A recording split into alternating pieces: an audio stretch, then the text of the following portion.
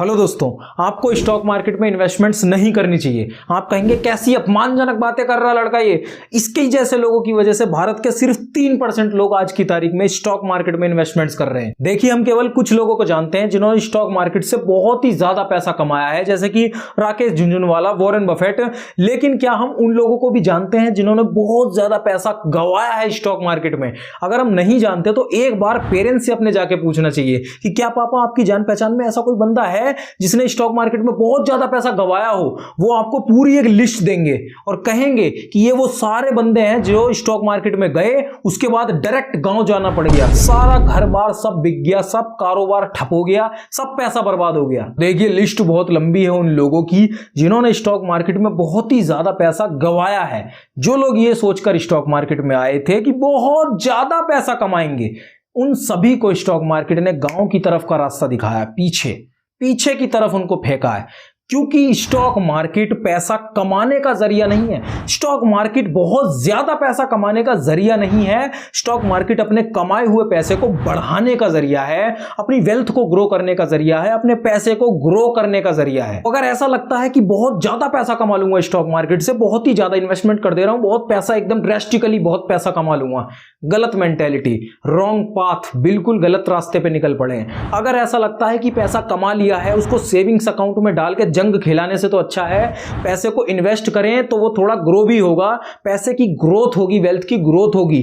तो ये मेंटेलिटी सही है, यहां पर ठीक ठाक है मामला। लेकिन पैसा कमा लूंगा बहुत ज्यादा तो लॉस ही होने वाला है। और भी कई सारी चीजें हैं जिनके लिए अगर हम प्रिपेयर्ड नहीं हैं तो स्टॉक मार्केट में जाने के बाद गांव का टिकट डायरेक्ट कट सकता है। जैसे कि उधार लेकर, कर्जा लेकर कभी भी स्टॉक मार्केट में इन्वेस्टमेंट्स नहीं करना चाहिए, बहुत खतरनाक साबित हो सकता है। जैसे ही स्टॉक मार्केट में इमोशनल होकर फैसला लेना शुरू करा, वैसे ही काम खत्म कि यार नहीं, अभी स्टॉक को सेल नहीं करूंगा, अभी नहीं करूंगा, कुछ दिनों पहले ये काफी ज्यादा ऊपर था, हाई पे था, इसको सेल नहीं करूंगा, थोड़ा नीचे चला गया तो क्या बात है, आ जाएगा ऊपर, इस उम्मीद में कि वापस ऊपर आ जाएगा वो, इसीलिए इसे सेल नहीं करूंगा, जाने तो डाउन जितना जा रहा है, सेल नहीं करूंगा, नहीं करूंगा, नहीं करूंगा। कई बार ऐसा फैसला सही भी होता है अगर आपकी रिसर्च बहुत ज्यादा तगड़ी है उस स्टॉक के ऊपर तो। नहीं तो अगर आपकी रिसर्च उतनी स्ट्रांग नहीं है, आपने बस इतना देखा कि कितना वो प्राइस ऊपर नीचे गया है उसका कुछ टाइम में, बीते कुछ सालों में कितना वो स्टॉक ऊपर गया है, नीचे गया है, बस छोटी मोटी चीजें आपने उस स्टॉक के बारे में देखी हैं, तो वो स्टॉक अगर नीचे जा रहा है, आपकी रिसर्च मजबूत नहीं है और वो नीचे जा रहा है,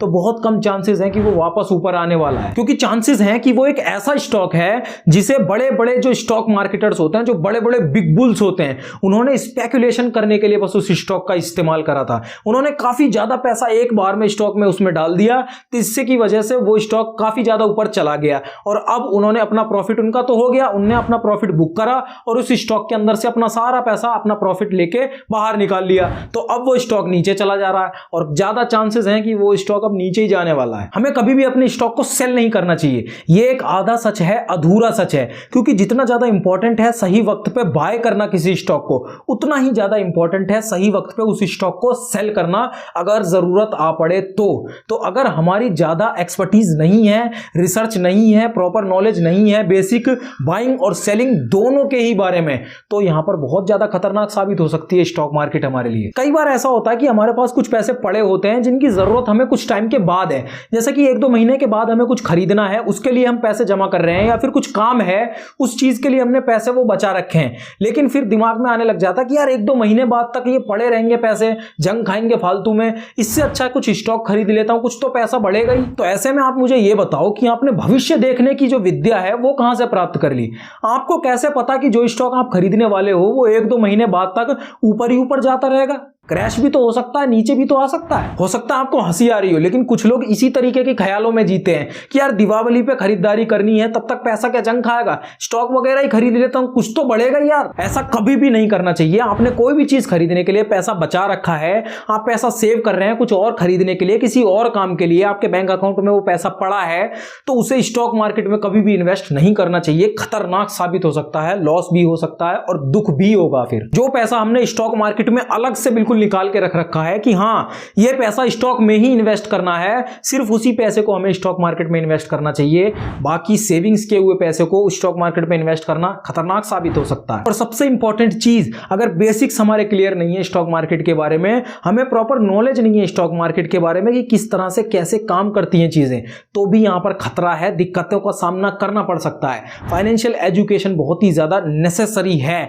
तो फाइनेंशियल एजुकेशन रेगुलरली प्राप्त करते रहने के लिए आप इस चैनल को सब्सक्राइब जरूर कर लीजिए, ये लाल सब्सक्राइब का बटन दबा के इस चैनल को जरूर सब्सक्राइब कर लीजिए। और आप अमीर क्यों नहीं हैं वो आपको पता चल जाएगा अगर आप यहां पे क्लिक करके इस वीडियो को देख लेंगे। तो इस वीडियो को यहां पे क्लिक करके भी आप जरूर देख सकते हैं। और इस वीडियो को देखने के लिए, ये वाली वीडियो देखने के लिए आपका बहुत बहुत आभार। Thank you so much.